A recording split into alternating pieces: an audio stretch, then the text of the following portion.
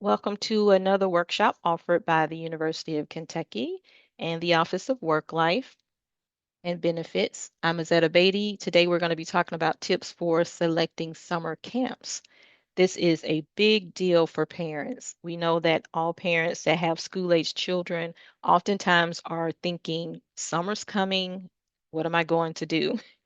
And so, if this is your first time looking for summer camps, it can be a little daunting and maybe even intimidating, but we are here to help you and assist you on this journey. So, today we're going to be covering quite a few things. And so, before we jump into that, though, let's look at some questions that might be on your mind. As a working parent and having children and thinking about summer, here are some questions that you might be pondering. You may be thinking, when should I even start signing up for camps? When should I start looking for camps? That question, the answer to that question is months ago. So, looking for summer camps, you definitely want to start as early as possible. Believe it or not, some camps start registering people like in October, November for the next summer. So, depending on the camp, sometimes they open up really early and sometimes they're closed really early. Sometimes, as soon as they open their registration, they are full within a day or two. And so, it's a really good idea to start looking into what camps are possible even before they open their registration for that upcoming summer. So that's why it's good to start looking into what you might want to do. And then also, because of doing that, you'll usually end up connecting with people in those various camps. Sometimes there's a mailing list that you can join, or a listserv, or newsletter, something like that. And those are the people that are first ones to know when that camp registration opens. So it's a good idea to kind of start making your list of what you might want to do and start joining some different lists so that when they make decisions, and sometimes they'll even have early bird registrations that may be like the first few days or the first week. You want to know about that so that you could be on the early bird list and get a little discount that way. So you should really start pretty early. And then, what are some of the biggest concerns, your biggest concerns? Of course, only you can answer that question, but that's just something for you to ponder. These are things that you might be thinking about. What are your camp requirements? We all have camp requirements. What's your price range? How much are you looking to pay? Or do you have certain locations that you prefer, activities you're looking for, time frames? So these are things that you might be thinking about this. And then what do you need to consider about your child when selecting a camp? That's a big one. How can you partner with the camp to make this a good experience for your child? Will you be able to manage the camp routine and expectations? And then what do you do if you select a camp that your child does not like? I know that's probably a scary thought also, but it can happen. So it's good to be thinking, what am I going to do if that happens? All right. So as we go through our presentation today, we're going to be talking about some summer camp basics because we know this may be the first time for many parents even thinking about summer camps and just understanding what are some basic things that you should know. We're going to talk about that. And then some basic things to consider or acknowledge about yourself and your child, as you're going into that process. We're going to talk about what camps wish parents knew, what they wish parents would consider before sending a child to their camp. We're also going to look at some advice from other parents and then just some basic benefits of sending your child to a camp or summer activity. So here's some camp basics. First of all, there's different type of camps. There's day camps, there's overnight residential camps. Day camps are camps that occur, of course, during the day, meaning you drop your child off there at some point and you pick them up at some point that same day. Those overnight camps, they could be 1 or 2 days, they could be a full week. It could be drop your child off on a Sunday afternoon and pick them up the Friday afternoon. It could be drop them off on Monday, pick them up on Friday. They vary. And so there's those options are available to you. And that's a 24-hour camp where they are living on site someplace. And then there's partial or half day camps. A partial camp would be like a morning, maybe they have a morning session or an afternoon session. The morning session might be like 8 to 12 or 9 to 12 or something like that. And then there may be an afternoon session, or it may only be a 9 to 12 each day or a 1 to 4. And so the times do vary, but a partial day, that's just something, those there's a lot of camps that have partial day options. And then all day, of course, it could be a 9 to 5, it could be an 8 to 5, it could be a 9 to 3. And you may say 9 to 3 is not all day. You're right, it's not, but it's pretty close. And so sometimes camps will consider themselves an all day camp if it's like 8 to 3, or 9 to 3, 9 to 4, that type of thing. And so when you think about that, of course, you may be thinking, well, I have to be to work at 8, or I don't get off till 5 or 4:30. Like that doesn't work for me. So sometimes those camps will offer some type of before after care options. And so that before care, let's say the camp starts at 9, they may have where you can drop the child off as early as 7:30 or 8. Or maybe the camp ends at 4 and they say you can pick up as late as 5 or 5:30. So that's kind of that before after care. Usually there's an additional charge for that. So you want to definitely make sure you ask that question. But there are camps that don't charge for that. So it just depends on the camp. And then there are some camps that are just like 1 or 2 days, and that's it. Or a 1 day camp, you go, you're there all day, and it was an amazing experience. Or you're there for a few hours, and that was amazing, but that was it. And then, so just knowing that there are all types. There are camps that are all week. There are camps that are multiple weeks. Sometimes this camp may be hosted 1 week for the whole summer, or the camp may be hosted 3 different weeks, and you sign your child up for one of the 3 weeks, or 2 or 3 of the weeks. So, there's all kinds of options out there. Of course, there are local camps, regional and nationwide camps. And then there are categories of camps. So you're thinking about how much time frame, what types of camps there are, but also what are the categories? A lot of camps would be considered general because they have a variety of activities and things that you can do. So for example, they may say maybe it's a week-long camp and it's considered general, and they have crafts on Tuesday and Thursday mornings, but they have, outdoor games like every afternoon, or they go swimming on Wednesday or movie on Thursday, those kinds of things. And so those are considered general camps, although they have a variety of activities. And so if you have any concerns with your child or their capacity or what they can do or interest or any of those things, you definitely can ask, what's the schedule for the week? What are the kinds of activities that they're going to be doing? And you can ask all the questions you need to ask because you're the parent and you need to know this.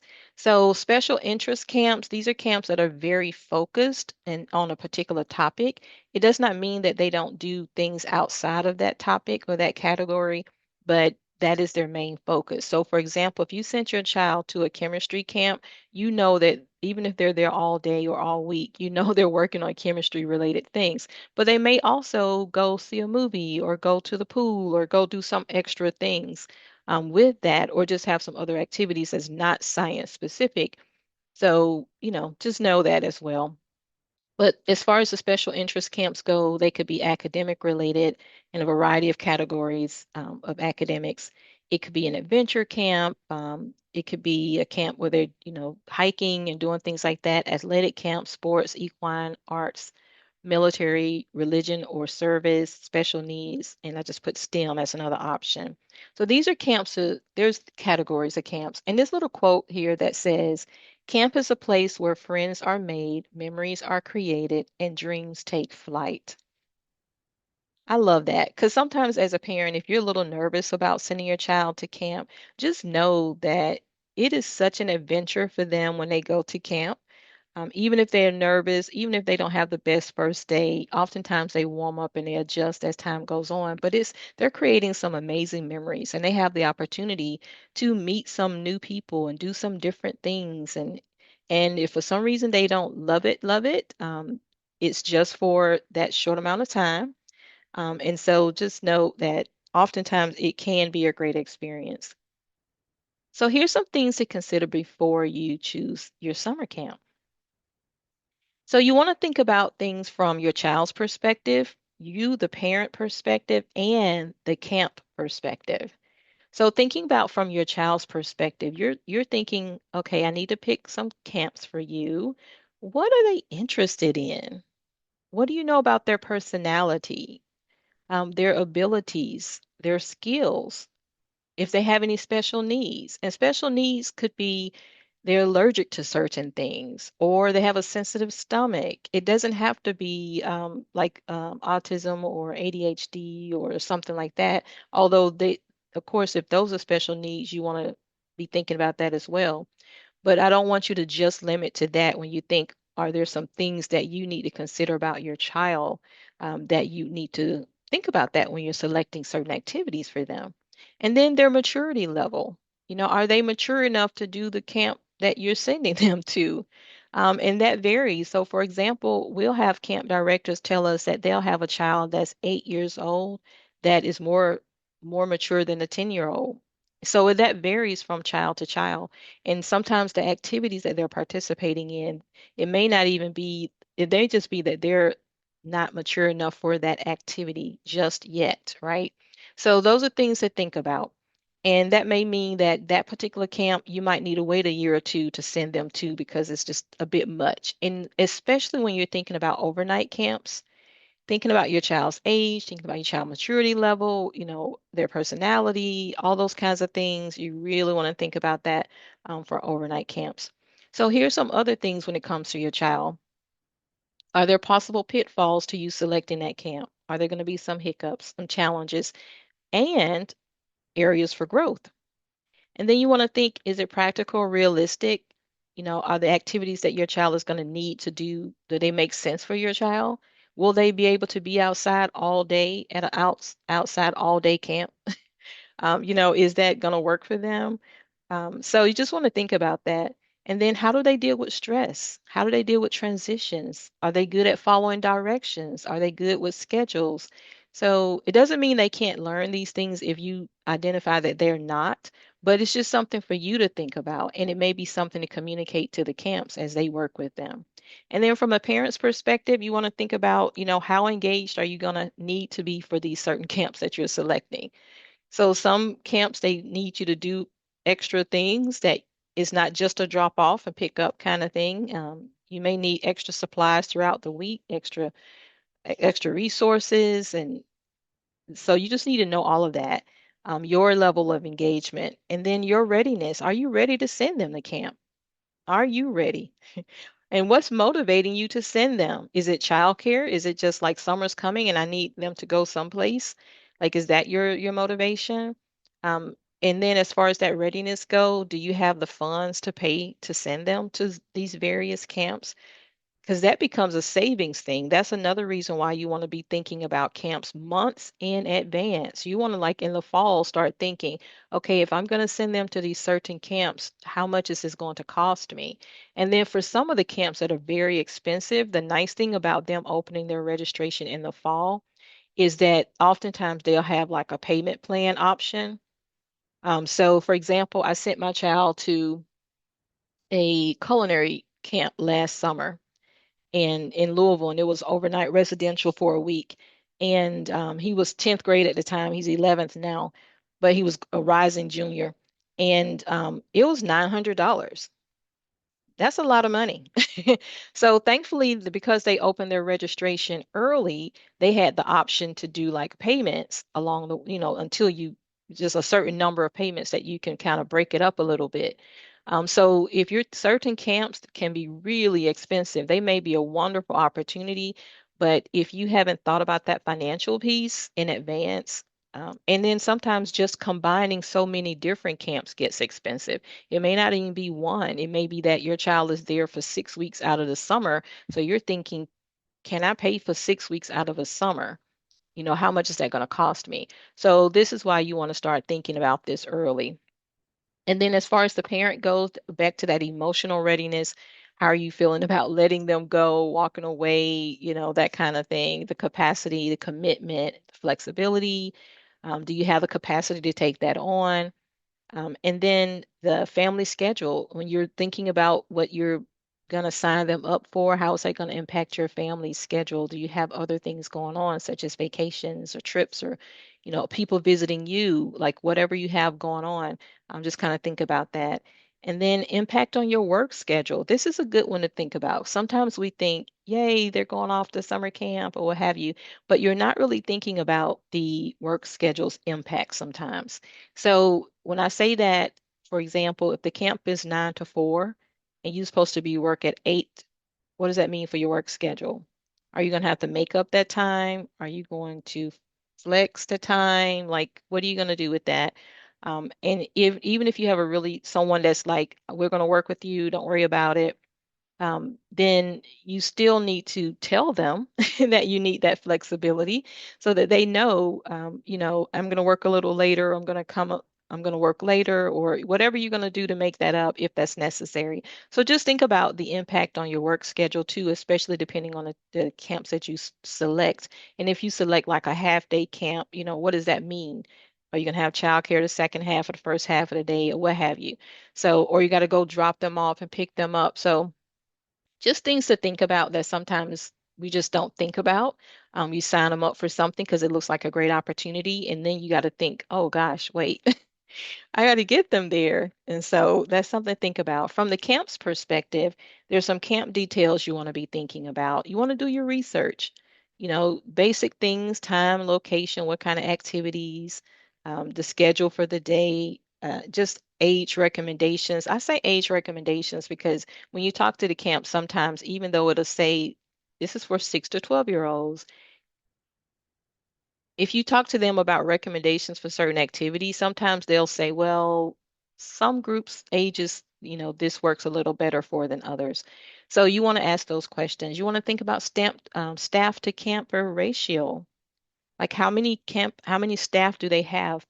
Is it like 20 children per, or is it 12 children per, or per staffer? Just want to think about those kinds of things. And of course, the younger the children are, the more staffers you need. So those are things those are questions you can ask. And then there's, the kind of activities, the skills needed to participate, any liabilities, those kinds of things. Someone in one of the questions asked about how safe camps are. Camps, they already know about liability, and sometimes they'll even have you sign paperwork related to liability. So you want to read those things carefully. But generally, I would say majority of them probably are safe, but this is where you want to think about the camp that you signed your child up for, the types of activities that they're going to be doing, and your child's readiness to do some of that. It doesn't mean that they can't get scrapes and bruises or something because they tried something and fell down, they're running around playing or what have you. Doesn't mean that can't happen. But generally, they are watching the children, and so, you just have to go with your comfort level on that based on activities that they have them participating in. So that's just something for you to work out. And then how they're going to communicate with you, super important to know. Are they going to email, listserv, text? Are they going to have a daily newsletter? If it's like a week-long type of thing, are they going to post things on social media? So you just want to know, how are they going to communicate things? And that's real time as well as kind of prep. And you want to know what they're going to require from your child, types of behavior, stamina, cooperation, communication, participation. So, for example, is every child required to participate in every activity, or can your child sit some things out if they want to or need to? So that's kind of a question you want to ask. Like, do they have to go swimming, or can they, is there an option to stay back and do something else and not go swimming? So those are things you can ask. And then what's flexible, what's required, that's kind of what we were talking about. Are there any discounts? Oftentimes, a lot of the camps that we work with, they do have a UK discount, and sometimes they don't. But just ask anyway. Sometimes they have a sibling discount, but not necessarily a UK discount. And they may have other types of discounts too. So you just want to ask for, what type of discounts do you offer? And then transportation plans. I mean, are they going to be transporting your child, or do they need you to drop them off and pick them up at certain activities? Is everything on site in one location? You just want to ask those kinds of questions. And those are sort of the beginning of the questions that you're going to ask. Generally, when you're reviewing all the information about that camp, you're going to come up with your own questions. I would just encourage you, don't be afraid to ask those questions. This little quote says, "Camp is where I learned about me. Facing fears, trying new things, pushing my boundaries, and accepting myself. I love this little quote. It just reminds us that, camp can feel a little scary sometimes, but oftentimes they build so much confidence. It's one of the benefits of camps is you get to build confidence in yourself and you try new things and meet new people. So what camps wish parents knew and consider? Here's some things to think about. And these come from some questions that I had sent out to different camp directors and say, what are answering these questions? What do you wish parents knew before they selected your camp or came to or sent their child? And so, how do you select a camp? Here are some things that they wish parents knew. Prioritize what works in your schedule first. So, you thinking about your schedule, pick something that works for your schedule. And then look for activities that your child don't always get exposed to at school. I thought that was interesting. Don't always pick your child's favorites. Think about helping to expand their knowledge and opportunities. And then parents should consider their child's interests and not their own. Your child's interests. So that's something to think about. And then here's another question I told them to kind of reflect on.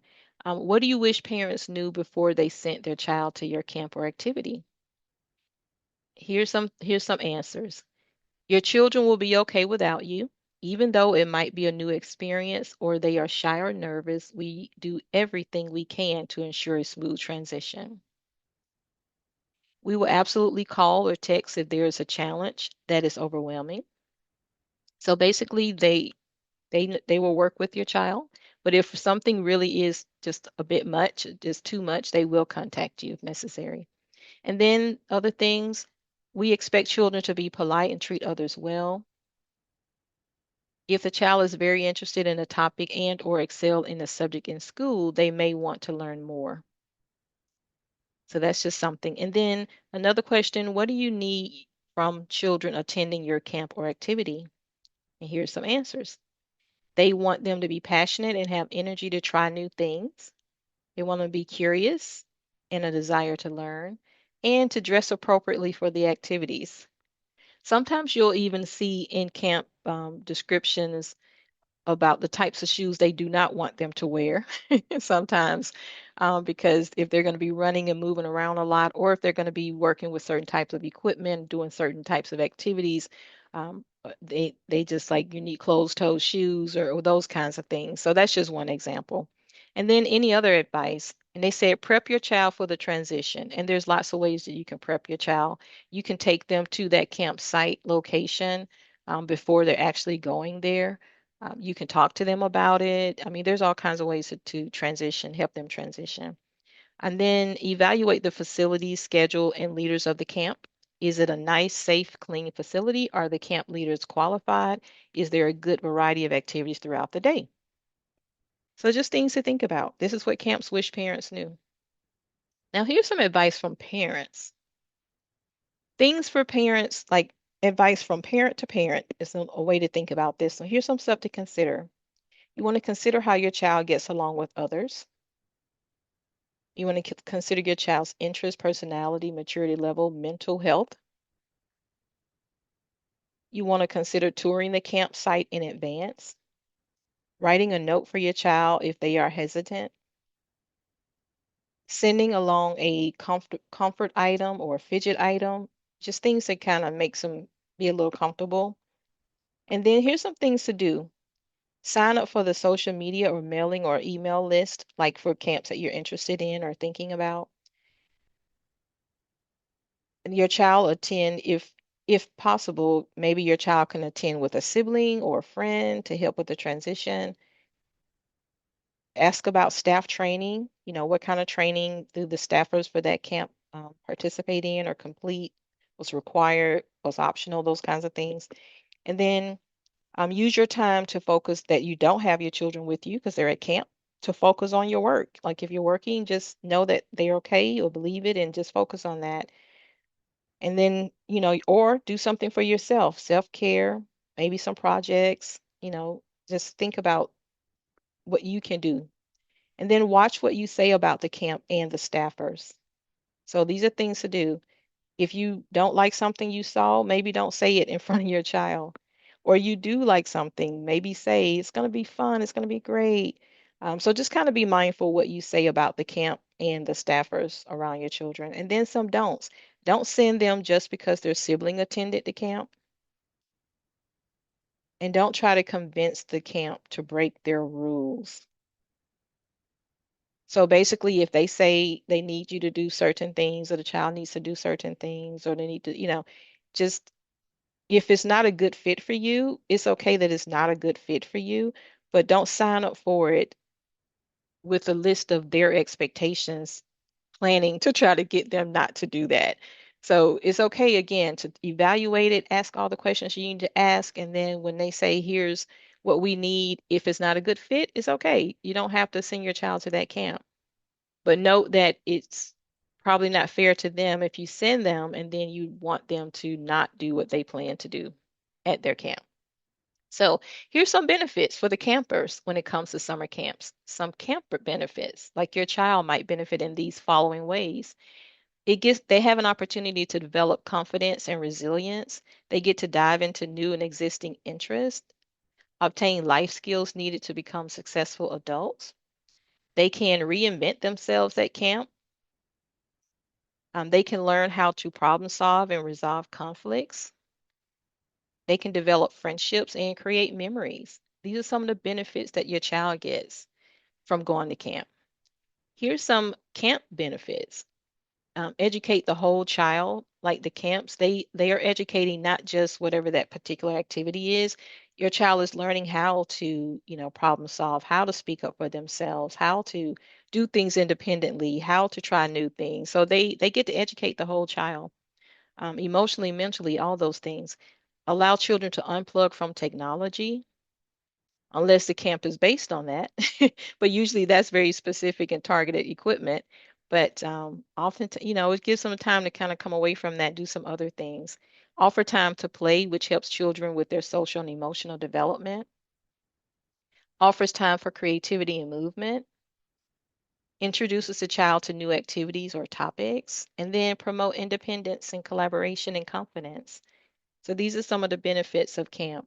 And this little quote says, kids tend to be more courageous and try more new new things when parents aren't sitting right there. So basically, even though you may be concerned and you like, oh gosh, I hope everything is going okay, oftentimes, peer to peer, children are willing to try things because the person next to them is trying it, and they're all trying it together.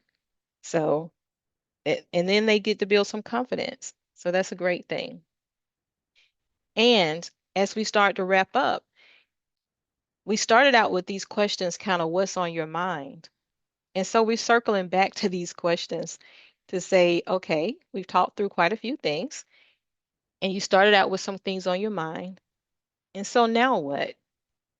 I hope you feel more equipped to handle these questions that you have about summer camp.